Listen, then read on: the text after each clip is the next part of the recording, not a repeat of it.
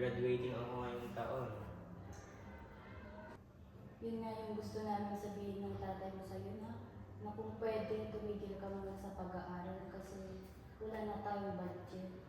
Sayang din kasi yun na, isang taon na lang, gagraduate na ako. Alam mo rin naman kasi anak na hindi sapat yung sweldo ko sa trabaho. Pwede naman akong kumuha ng scholar tayo, lalo na yung scholar ni Mayor ngayon, ang taas nun, no? Mahirap na yun kasi yung mga may connection lang ang nakakakuha ng scholarship kay Mayor. Yun na nga yun tayo, yung tayo may mga connection ako nakakakuha ng scholar ni Mayor. Kapag wala kang connection sa matataas na official, wala na. Pasensya ka na talaga na ka. Hayaan mo anak at maglalabandera ako kila Aling Nessa para makabudget din kami ng iyong tatay.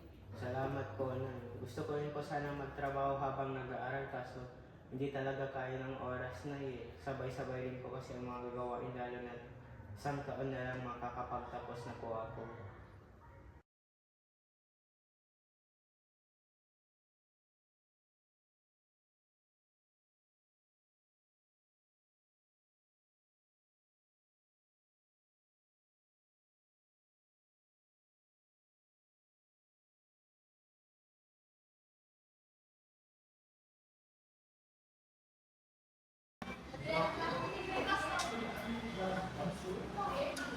Nay, tay, pasok ang po.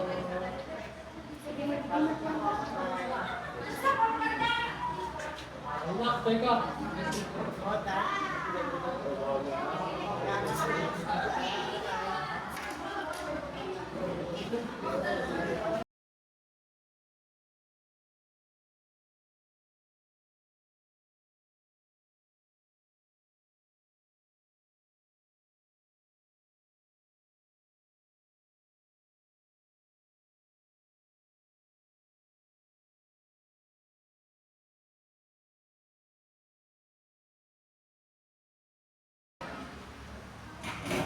Mahal, kamusta na ba dyan? Wait lang, maglulusan ako ng kamay.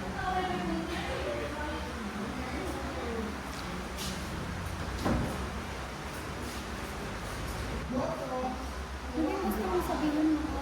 Tungkol kasi ito sa pag-aaral ng James. Anong kaso doon? Pagtitigilin naman natin siya Bakit? kasi di na kaya ng budget natin eh. Nangyari, nagmamahalan yung mga bilihin. Tapos yung budget natin, sakto lang sa pagkain natin araw-araw. So paano mo sasabihin kay James? Sige, susubukan kong sabihin sa kanya na hindi na natin sa kaya pag-aaralin pa. Alam mo namang desidido mag-aral si James, Pero ano pang magagawa natin? Try na lang natin ipaliwanag sa kanya. Pwede na rin. Sigurado maintindihan niya na rin naman yun. Lalo na maghirap na kumita ng pera ngayon. At marami pang mga korap na nagkalat sa gobyerno. Kaya nga eh. Pag uwi ni James, kausapin na natin siya. Pwede rin naman. Wala ka na bang sasabihin? Wala na ito. Sige, maglalabas pa kasi ako kila Aling Nena eh. Sige, mag-ingat ka. Bye, mahal! Bye.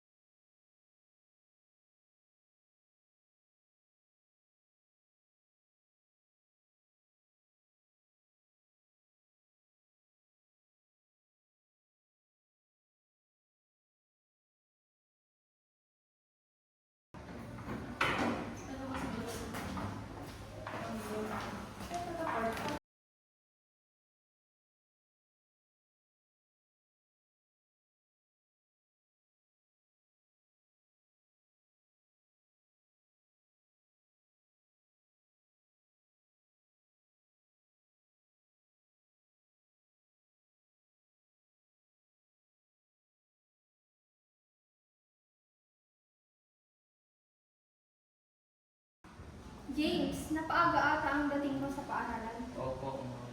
Bakit naman? Kinausap kasi ako nila tatay kanina, ma'am. titigil na daw ako sa pag-aaral, ma'am. Hindi na daw nila kaya utusan ang aking pag-aaral, ma'am. Ha? Sayang naman ang iyong talino, anak. Alam mo, may paraan para dyan. Ano yun, ma'am? Pwede kang kumuha ng scholarship kay Mayor Montemayor. Tutulungan kita, anak, para sa iyong pag-aaral. Sayang talaga ang iyong talino. Pero sabi ni Papa, ma'am, yung mga tao malalapit lang kay Mayor ang nakakakuha ng scholars niya.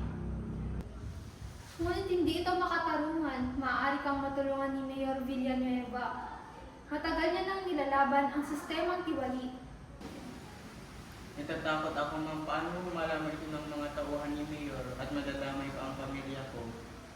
Deserve mo yan, anak. Matalino ka. Di bale, tutulungan kita para sa scholarship ni Mayor Villanueva. Sasabihin ko sa mga magulang ko, ma'am, pag-uwi ko.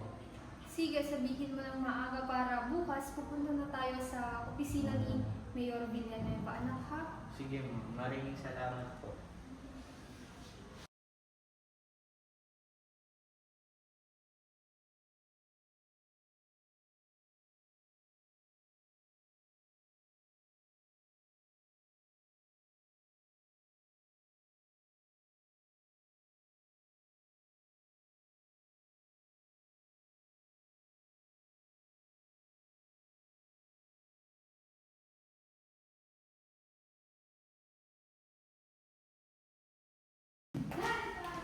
Nay, dito na po ako, Nay. Ano po?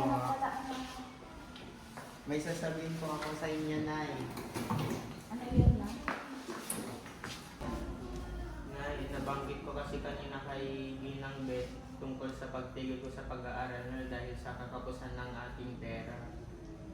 Tutulungan niya daw akong kumuha ng scholar kay Mayor, Nay. Anak, di ba sabi naman ng tatay mo, yung mga malalapit lang kay Mayor ang pwedeng kumuha ng scholarship.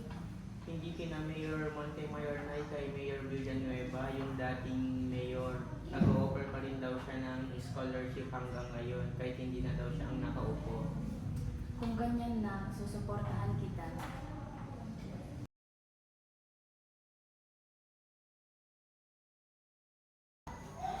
Ano ka makita?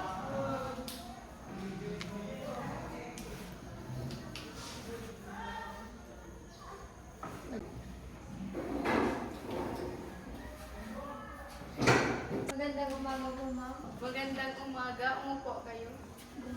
Anong may paglilingkod po sa inyo? Ma'am, nandito po kami ngayon upang humingi ng tulong para sa pag-aaral ng aming estudyante, ma'am.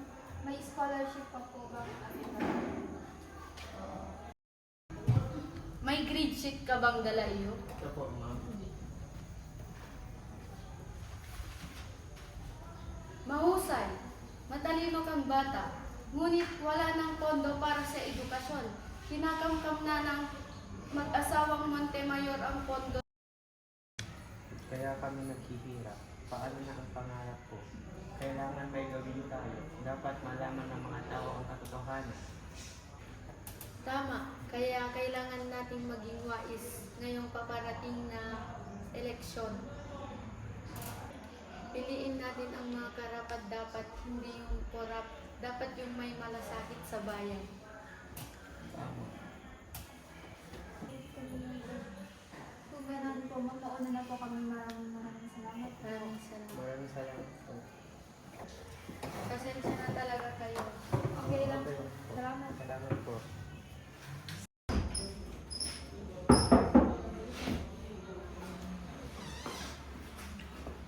Magandang umaga, Mayor. May bisita po. Papasukin mo.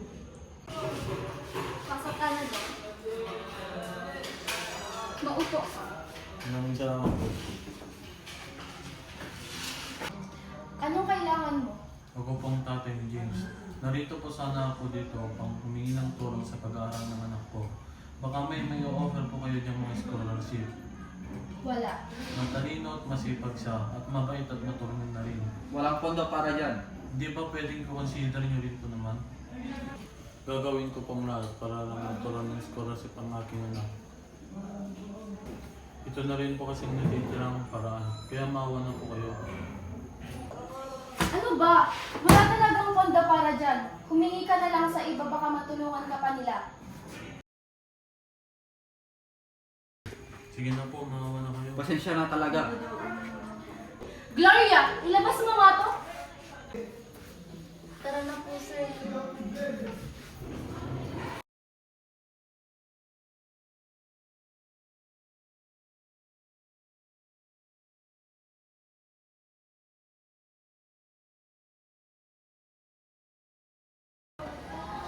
Magandang umaga, kababayan. Darating na naman ang ating halalan. Malapit na naman ang halalan, kababayan. Mga kababayan, huwag niyong kakalimutan na iboto ang aking napakagandang asawa na si Maria Montemayor at ako naman si Mark Montemayor. Lalaban kami! Magbibigay kami ng libreng edukasyon para sa mga kabataan upang sa ganon, lahat tayo ay makapag-aral.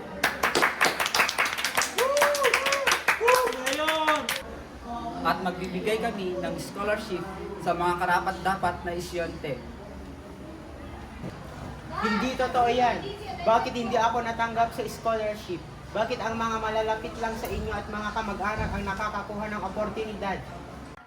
Binata, huwag na huwag kang magsasalita ng walang ebidensya. Kung magsisikap ka, maaabot mo ang iyong pangarap. Paano kami magsisikap kung kinukuha niyo ang lahat sa amin? Anong kinukuha? May ebidensya ba kayong may kinukuha kami sa inyo? Meron, ibinubulsa niyo ang pondo sa edukasyon. At alam niyo bang galing ito sa pera ng kababayan at inyong ibinubulsa lamang? Anong binubulsa? Mga kababayan, ito ang tandaan nyo. Ni piso galing sa taong bayan, wala kaming binubulsa. Kaya ngayong halalan, ngayong paparating na eleksyon, piliin natin ang mamumuno sa ating bayan.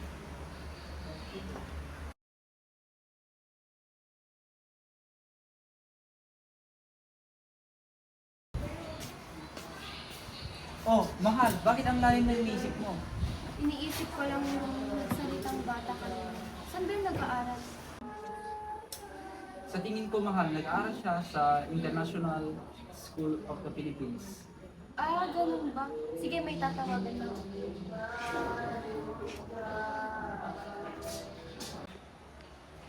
Hello, Gloria? Bakit po, ma'am? Halika mo muna dito saglit. May sasabihin lang ako. Sige po, ma'am. Dito na po ako, ma'am. Kilala mo ba yung bata kanina? Saan siya nag-aaral? Sa International School of the Philippines, ma'am. Bukas na bukas, pagpasok niya sa paaralan, kaabangan mo siya. Sige po, ma'am. Pagsabihan mo yung batang yun, pag ayaw niyang tumigil, ipapapatay ko yung pala. Copy mo.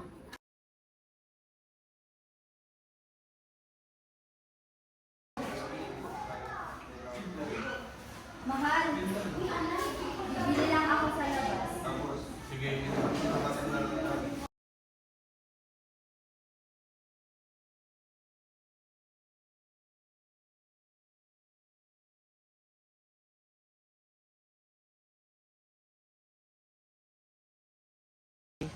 Anak mo ba si James? Oo, bakit? Sabihin mo sa anak mo, tumahimik siya. Kung hindi siya tatahimik, papatay ko kayo na.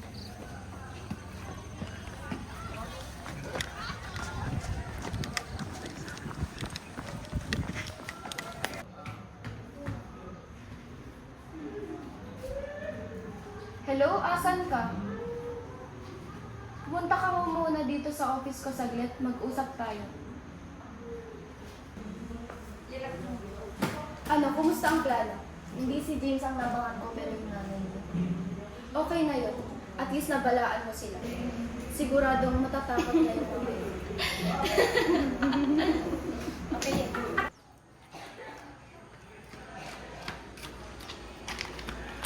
Oh, bakit mahal?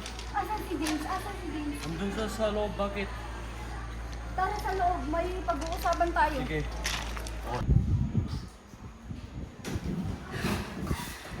Oh, Nay, ready na pala kayo. Bakit, Nay? Napagod ako. Bakit? Ano ba yung sasabihin mo, mahal? May nagabang sa akin dun sa kalye kanina. Alam kong tauhan yun ni Mayor. Ipapapatay daw tayong lahat. Siguro tawan yun ni Mayor. At dahil na rin siguro noon sa campaign. Kaya nga huwag muna tayong lumabas kasi mapanganib ang buhay natin. Lalong-lalo ka na anak. Bukas na bukas pupunta ako kay Teacher Beth para ipaalam ka muna. Sige po.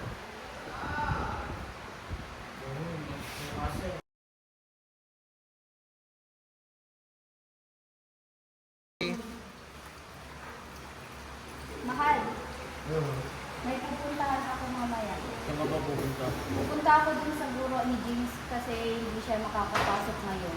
Sige, mag-ingat ka. Lalo na delikado ng mga panahon ngayon. Sasabihin ko sa teacher ni James na hindi siya muna makakapasok pa dahil sa nangyari kahapon. Sige, mag-ingat ka. Paalam. Oo, tama. Go.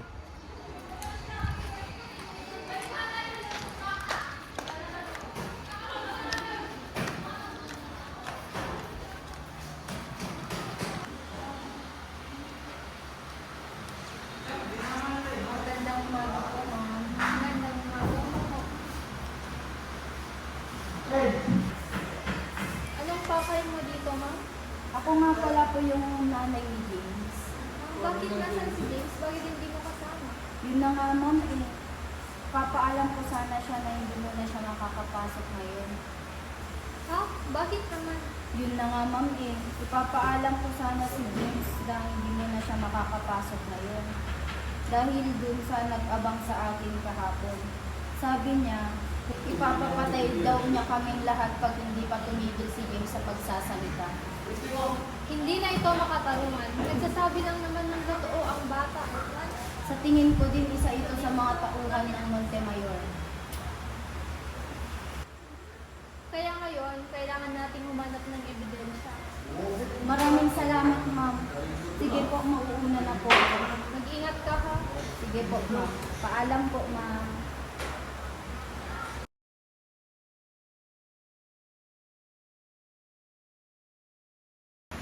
Magandang umaga mga minamahal naming mga magulang. Nandito tayo ngayon upang tunghayan ang pagtatapos ng ating mga minamahal na anak sa kolehiyo. Sa puntong ito, ating tunghayan ang parangal ng ating mga anak. May pinakamataas na karangalan, Trinidad James A.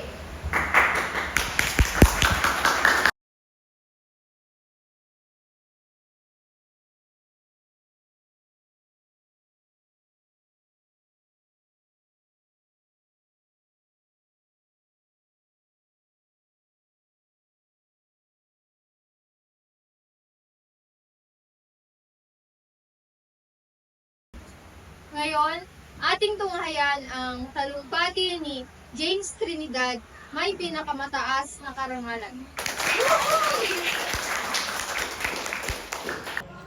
Magandang araw sa inyong lahat, sa ating mga guro na nagsilbing ilaw ng aming landas, sa aming mga magulang na walang sawang sumuporta, at sa bawat isa sa atin na hindi sumuko sa harap ng pagsubok. Ngayon, narito tayo hindi lang bilang mga estudyanteng nakapagtapos, kundi bilang mga mandirigma ng pangarap. Alam kong marami sa atin ang dumaan sa hirap. Naranasan kong magpuyat, magtipid, at lumaban para sa edukasyon. May mga panahong pakiramdam ko'y hindi ko na kaya, na ang mundo ay hindi patas, na ang pangarap ay tila isang ilusyon lamang. Pero hindi tayo sumuko. Tunayan natin kahit mahirap, kahit may mga hadlang, kahit maraming nagsabi na hindi natin kaya, narito tayo. Hindi lang para sa ating sarili, kundi para sa pamilyang naghintay, sa gurong naniwala, at sa lipunang nangangailangan ng pagbabago. Ngayong araw na ito, inakala kong isa lamang itong selebrasyon ng pagtatapos. Akala ko ito na ang wakas ng ating mga pagsubok at simula ng ating pangarap. Ngunit sa araw ding ito, isang matinding katotohanan ang bumago sa aking pananaw sa buhay. Totoo ang inyong narinig. Ang mag-asawang Montemayor ang aking tunay na magulang. Ang mga taong minsang pinagkaitan ako ng pangarap. ang siyang dahilan kung bakit kinakailangan kong lumaban sa buhay mag-isa. Noong una, hindi ko maintindihan kung bakit nila ginawa ito. Bakit nila iniwan? Bakit nila ipinagkait ang pagkakataong maging bahagi ako ng kanilang buhay? Ngunit sa paglipas ng panahon, natutunan kong hindi ko kailangang magmukmok sa mga sugat ng kahapon. Dahil ako mismo ang gagawa ng sarili kong kapalaran. Mga kababayan, hindi ko ito sinasabi upang humingi ng awa o upang manumbat. Sinasabi ko ito bilang isang paalala na sa mundo natin puno ng kasinungalingan at pagtataksil, nasa ating mga kamay ang kapangyarihang pumili. Sa darating na eleksyon, piliin natin ang mga tunay na lingkod bayan. Hindi ang mga sugarcoating lamang ang kanilang pangako. Huwag tayong magpasilaw sa matatamis nilang salita. Huwag tayong mapadaig sa kanilang panlilinlang. Dahil kung hindi tayo magpapasya ng tama, tayo rin ang magsisisi sa hinaharap. Mga kaklase ko, huwag nating sayangin ang ating pinag-aralan. Ang edukasyong tinanggap natin ngayon ay hindi lang para sa atin, kundi para sa bayan. Maging mapanuri tayo, maging matapang tayo, maging matalino tayo sa pagpili ng ating mga pinuno. Dahil ang kinabukasan natin ay hindi nakasalalay sa kanilang mga pangako, kundi sa ating sariling mga desisyon. Maraming salamat at mabuhay tayong lahat.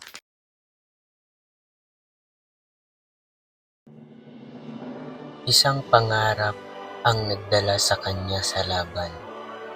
Isang katotohanan ang gumimbal sa kanyang mundo. Ngunit sa huli, isang desisyon ang magtatakda ng kanyang kapalaran. Sa isang lipunang hinahati ng yaman at kapangyarihan, may isang tinig na hindi kayang patahimikin. Ang tanong, susundin ba niya ang dugong nananalaytay sa kanyang ugat o pipiliin niyang manatiling tapat sa mga nangangarap tulad niya?